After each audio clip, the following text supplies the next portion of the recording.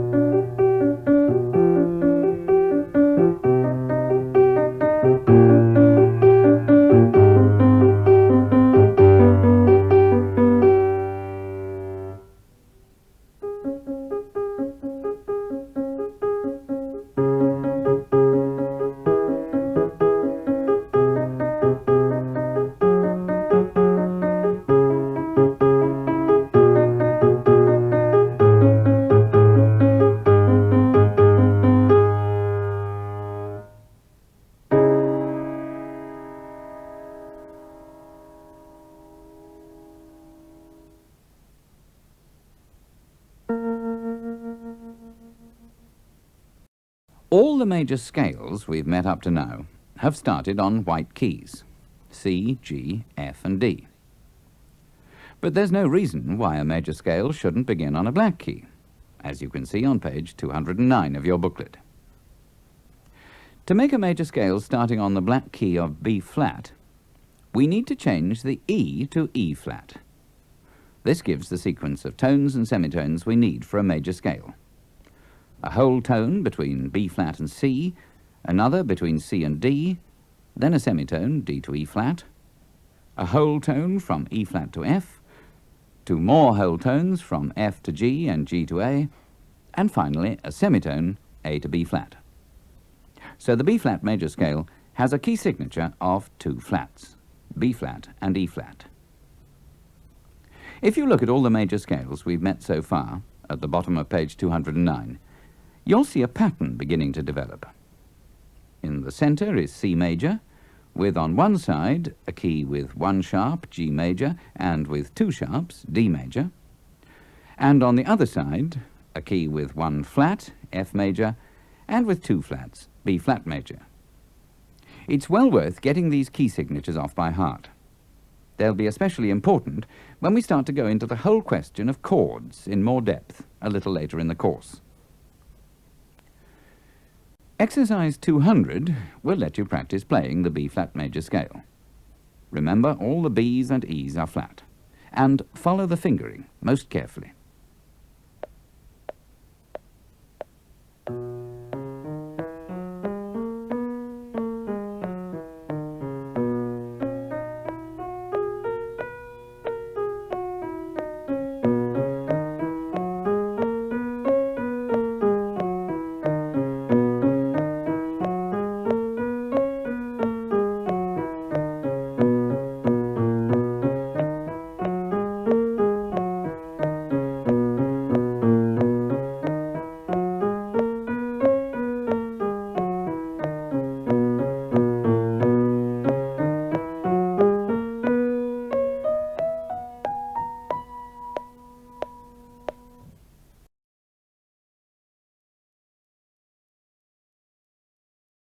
Now, 3 exercises for the right hand. The first, exercise 201, is again in B flat major, so all the B's and E's are flat. You learnt to play this sort of piece, with 2 parts in one hand, back in lesson 16. Remember that you have to hold the minims for their full length, while you play the groups of 3 quavers with another finger. Try to move your hand as little as possible, making your fingers do the work. You'll find that in the 4th bar, you have to advance your hand slightly towards the back of the keyboard so that your thumb can play the black key, E flat, comfortably. The same thing happens again in the last bar, when your thumb plays a B flat. If you're at all unsure about the technique for this, look back to page 108 of your Lesson 9 booklet, which shows you how it's done. Here's exercise 201.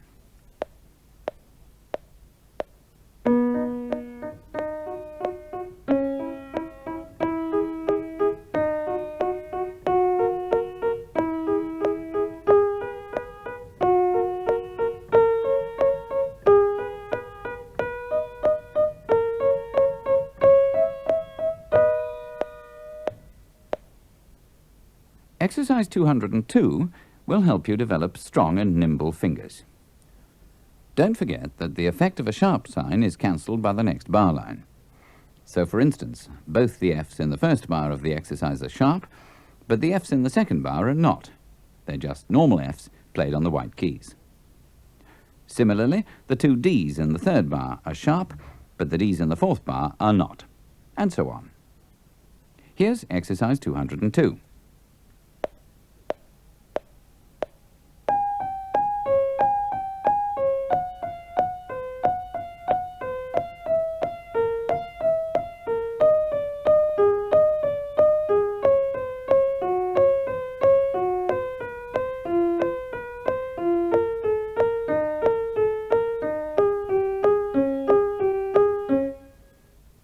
For exercise 203, there are 2 alternative fingerings, although they're both for the right hand only. You should play the piece first using only your thumb and your second and third fingers throughout. Then try it again with the 1-3-5 and 1-2-4 fingering written beneath the notes. Whenever your thumb has to play a black key, like the D flat in the second bar for instance, you advance your hand slightly towards the back of the keyboard, bringing it back to its normal position when the thumb has a white key to play. You'll find yourself moving your hand forwards and backwards in this way several times in the course of the exercise. Let's hear exercise 203.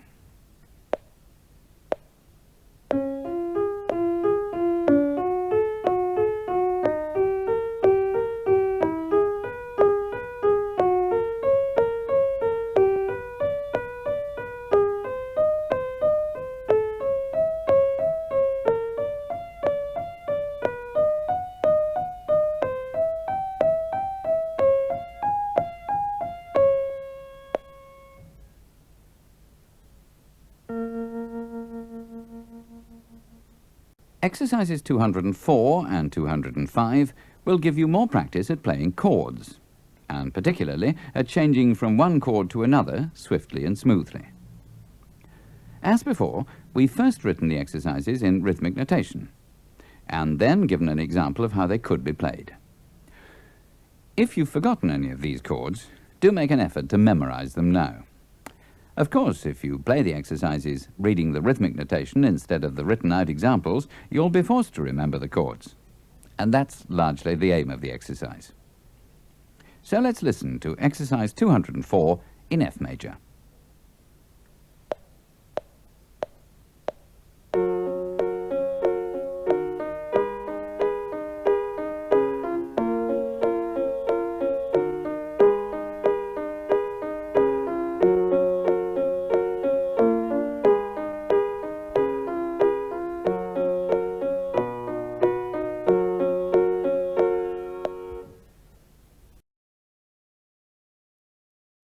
And now here's exercise 205 for the left hand in D major.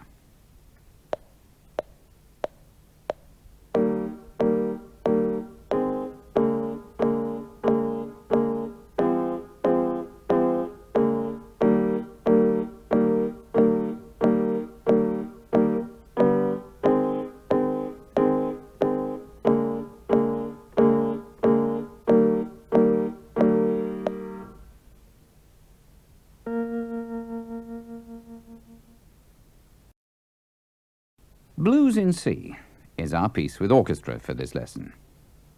The first thing to notice about it is the time signature, 12/8. So there are 4 beats to the bar, each beat worth 3 quavers. And notice too that the piece is marked lento, so it's to be played slowly. Perhaps the best way to start getting to grips with blues in C is to play through the written notes, ignoring the chords for the moment. You begin with the right hand, then change to the left hand at the start of the second page, and finally go back to the right hand again when it's indicated halfway through the second page. You'll have to count carefully to get the rhythm right, though listening to the tape will help you hear how it should go. There are lots of sharps, flats, and natural signs that you need to pay attention to. Always remember the golden rule: the effect of a sharp or flat sign lasts until it's cancelled by a bar line or by a natural sign. If you find you're constantly forgetting to play a certain note as a sharp or flat when it should be, if, for instance, in the first bar of the keyboard part, you're always making the mistake of playing the second B as a normal B instead of a B flat, then just take a pen or pencil and write in a sharp or flat sign in front of the note to remind yourself. There's no harm in this at all if you find it helpful. When you've got a grasp of the written notes in blues in C, it's time to start working out the chord accompaniment. The reason we haven't written out the accompaniment for you isn't just to make life more difficult. Although it's very important to be able to read music, it's also important to learn to play without slavishly following what's written down for you, so that eventually you can improvise successfully. Making up a chord accompaniment like this is a major step in that direction, and well worth persevering with, even if you don't find it too easy. At the bottom of page 213, you'll find examples of how the chords could be played. The first example relates to the first 2 bars of the keyboard part. Here's what it sounds like.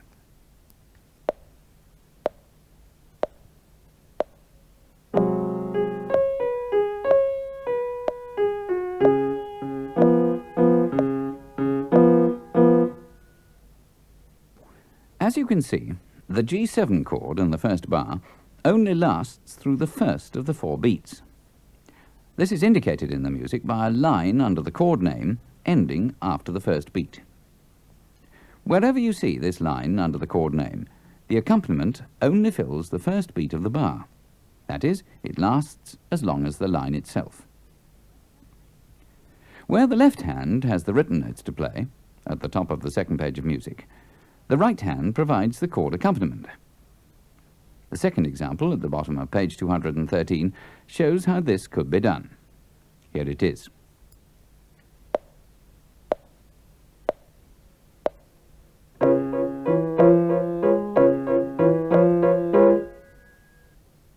The left hand takes up the chord accompaniment again in the bar before the right hand tune restarts, halfway down page 215.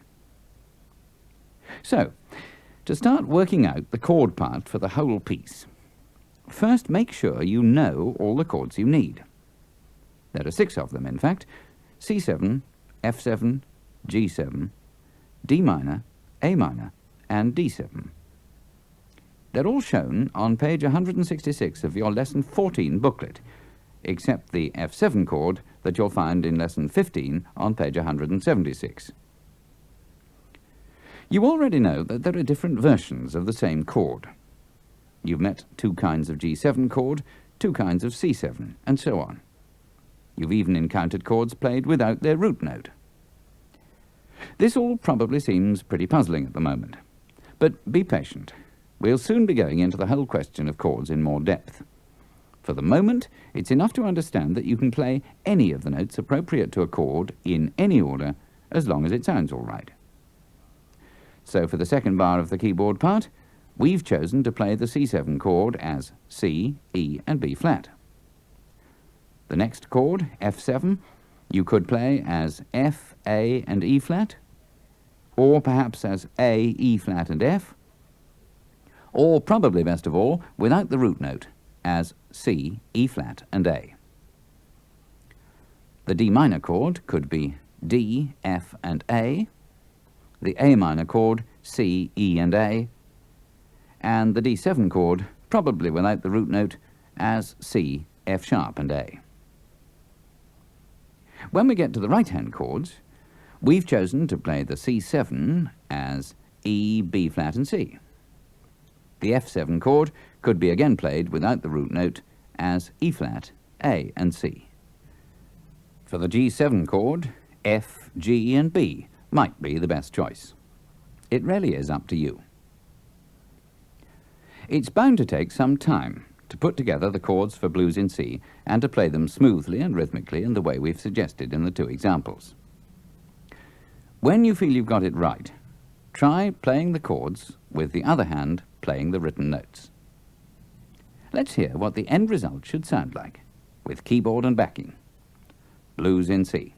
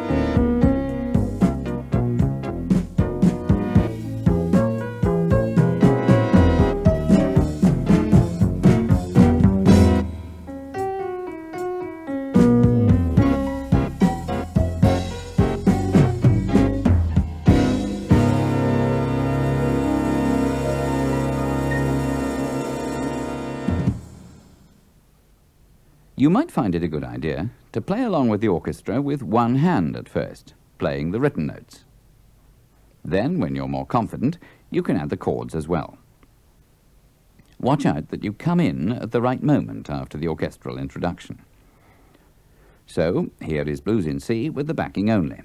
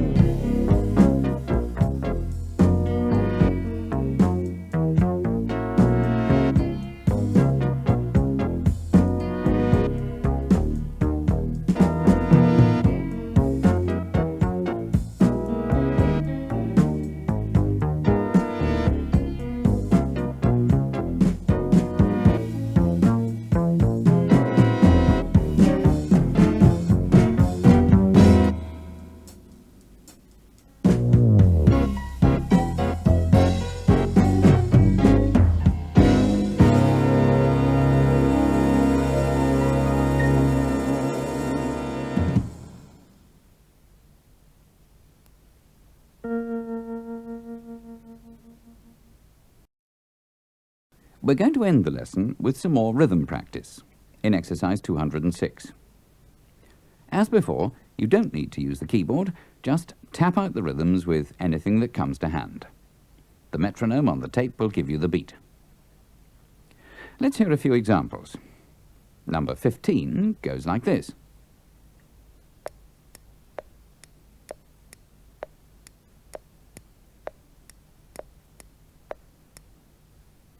Now here's number 19.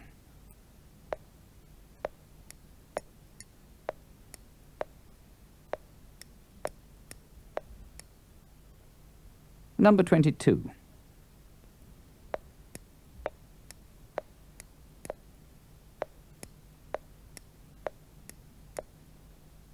Now, number 26.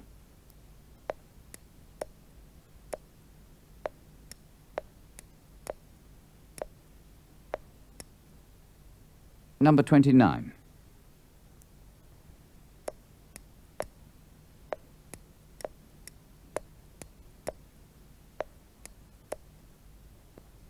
And finally, number 30.